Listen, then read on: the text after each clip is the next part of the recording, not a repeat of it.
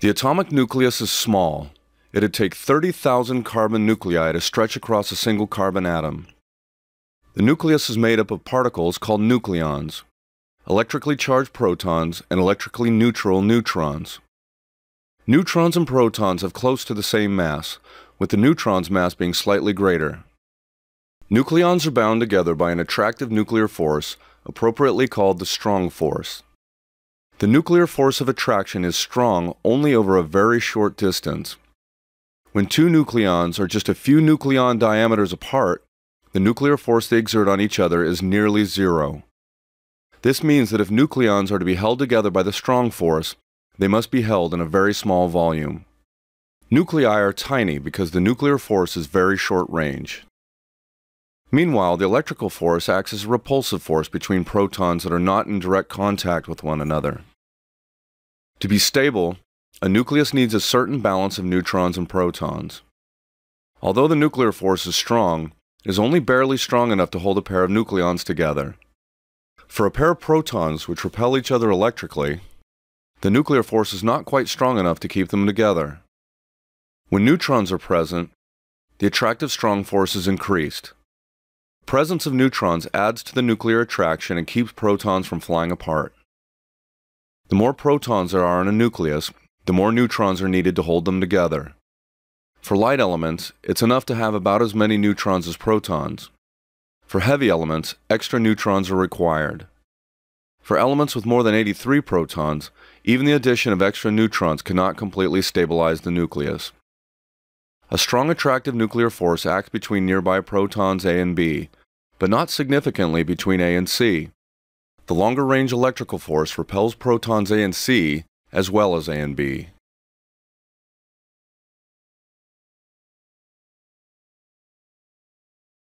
One factor that limits how many stable nuclei can exist is the instability of the neutron. A lone neutron will decay into a proton plus an electron. Particles that decay by spontaneously emitting charged particles and energy are said to be radioactive. All elements heavier than bismuth, atomic number 83, decay in one way or another, so these elements are radioactive. Radiation is the name given to the charged particles and energy emitted by an unstable nucleus or particle. The atoms of radioactive elements emit three distinct types of radiation, called alpha particles, beta particles, and gamma rays. Alpha particles have a positive electric charge. Beta particles are negative. Gamma rays are electrically neutral. A magnetic field can separate alpha and beta particles and gamma rays. An alpha particle is made up of 2 protons and 2 neutrons and is identical to the nucleus of a helium atom. A beta particle is just an electron ejected from the nucleus when a neutron is transformed into a proton. Like visible light, gamma rays are simply photons, but of much higher frequency and energy.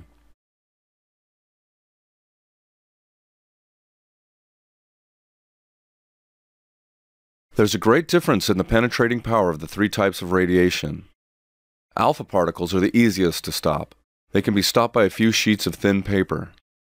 Beta particles go right through paper, but are stopped by several sheets of aluminum foil.